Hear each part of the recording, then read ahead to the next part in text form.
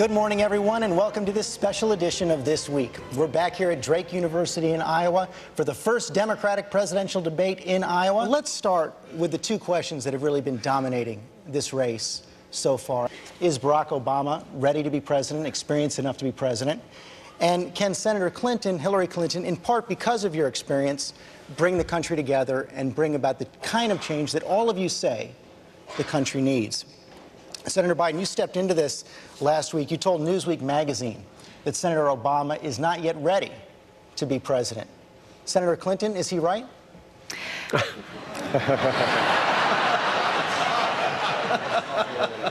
Well, George, I was going to say good morning. And as soon as I wake up, I'll answer your question. We had a specific disagreement because I do not think that a president should give away the bargaining chip of a personal meeting with any leader unless you know what you're going to get out of that. Senator Dodd, you've called Senator Obama's views confusing and confused, dangerous and irresponsible. Do you think he's ready to be president?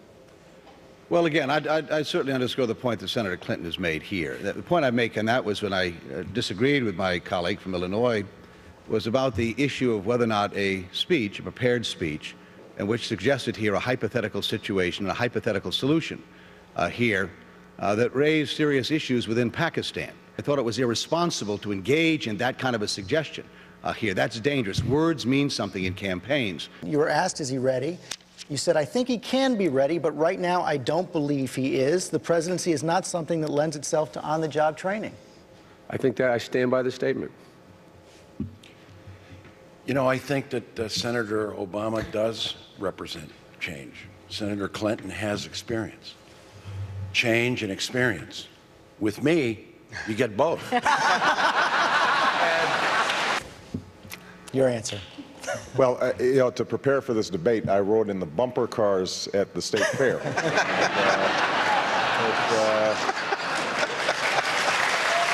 worked terrifically. But, George, I don't actually see that much difference or people criticizing me on the substance of my positions. I think that there's been some political maneuvering taking place over the last couple of weeks. I do think that there's a substantive difference between myself and Senator Clinton when it comes to meeting with our adversaries. I think that strong countries and strong presidents meet and talk with our adversaries. We shouldn't be afraid to do so. We've tried the other way. It didn't work.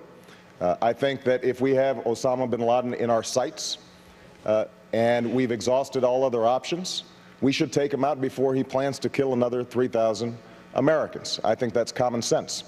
So there's one other thing that I believe, and that is that we should describe for the American people, both in presidential debates as well as president, what our foreign policy is and what we're going to do. You know, Pakistan is on a knife's edge. It is easily, unfortunately, a target for the jihadists, and therefore you've got to be very careful about what it is you say with respect to Pakistan. It is not hypothetical that al-Qaeda has established base camps in the hills between Afghanistan and Pakistan. That was acknowledged in the national intelligence estimates, and every foreign policy expert understands that. No military expert would advise that we use nuclear weapons to deal with them, but we do have to deal with that problem. And so this is part of what I think Americans get frustrated about in politics, where we have gamesmanship and we manufacture issues and controversies instead of talking about the serious problem that we have, a problem that this administration has made worse and that our invasion of Iraq has made worse, but a problem that the next president is going to have to deal with, and the American people deserve to hear what we're going to do. Senator Edwards, is there a difference or not? How about a little hope and optimism? Where did it go? What America should do, and what I would do as president, is to actually lead an international effort over time to eliminate nuclear weapons from the planet. That's the way to make the planet more secure. Senator Gravel, then Governor Richardson. The administration is cooking the books, the intelligence on Iran.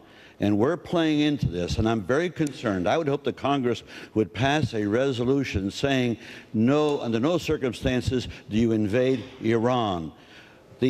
Stop and think, what have they done to us? They're giving us intelligence saying that they're destroying our troops.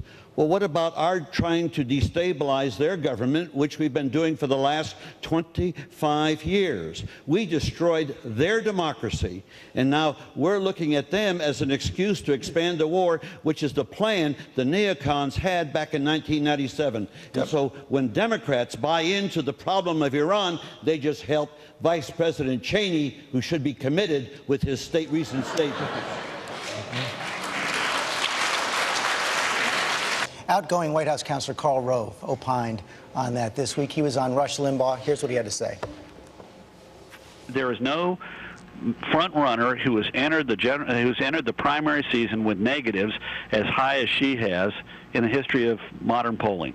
She's going into the general election with, depending on what poll you look at, in the high 40s on the negative side and just below that on the positive side. And there's nobody who's ever won the presidency who started out in that kind of position. Well, I don't think Karl Rove's going to endorse me. That becomes more and more obvious, but I find it interesting he's so obsessed with me. And I think the reason is because we know how to win. I mean, you know, I have been fighting against these people for longer than anybody else up here. I've taken them on, and we've beaten them. The idea that you're going to escape the Republican attack machine and not have high negatives by the time they're through with you, I think, is just missing what's been going on in American politics for the last 20 years. Here's my plan.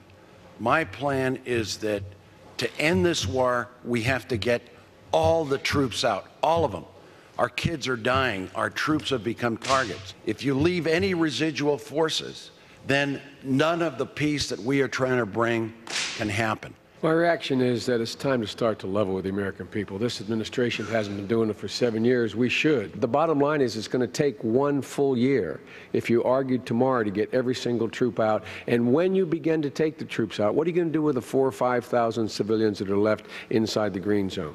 Joe is absolutely right. Moving troops out cannot happen without careful planning, which is why I've been pushing the Pentagon to make sure they're actually planning, because they've been resistant to doing so. This is going to be very dangerous and very difficult. A lot of people don't like to hear that. But if you look at how we would have to take our troops out, plus the equipment, which we would not want to leave, plus what we do with the people in the green zone, plus what we do with the Iraqis who sided with us, thousands of them, plus what we do with the more than 100,000 American contractors who were there, this is a massive, complicated undertaking. The fundamental disagreement I have with my colleagues up here is that they seem to cling to the fundamental strategic mistake that everyone on both sides clings to, and that is that there's any possibility in the lifetime of anyone here of having the Iraqis get together, have a unity government in Baghdad that pulls the country together. That will not happen, George. It will not happen in the lifetime of anyone here. Secondly, the point is that you have to separate the parties to give them breathing room. You have to get them out of each other's face, just like we did in the Balkans. I think Joe is right on the issue of how long this is going to take. This is not going to be a simple operation. I think Senator Clinton laid out some of the challenges that were out there. We're going to have to exercise judgment in terms of how we execute this. But the thing I wish had happened was that all the people on this stage had asked these questions before they authorized us getting in. And I make that point. My question is to understand each candidate's view of a personal God. Do they believe that through the power of prayer, disasters like Hurricane Katrina or the Minnesota bridge collapse could have been prevented or lessened? I'd like each of you to answer it. I have prayed most of my life, pray daily now. It's enormously important to me. But the answer to the question is no. I don't. I prayed before my 16-year-old son died. I prayed before Elizabeth was diagnosed with cancer. I think there are some things that are beyond our control, and I think it is enormously important to look to God, and in my case, Christ, for guidance and for wisdom. But I don't think you can prevent bad things from happening through prayer.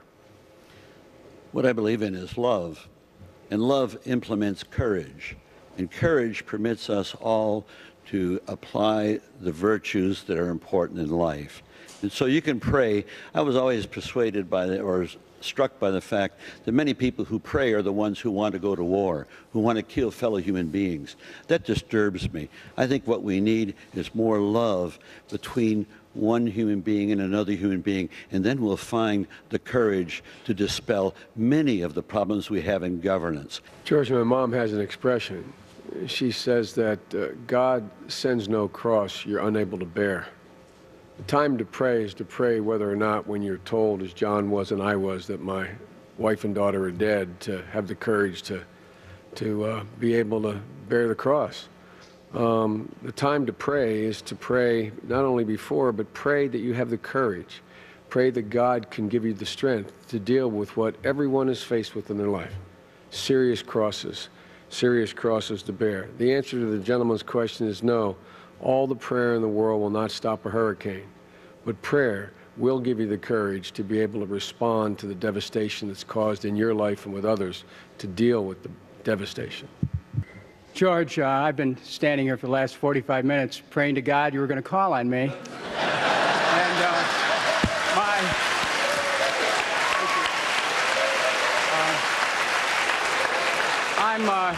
I come from a spiritual insight which says you that... have a direct pipeline.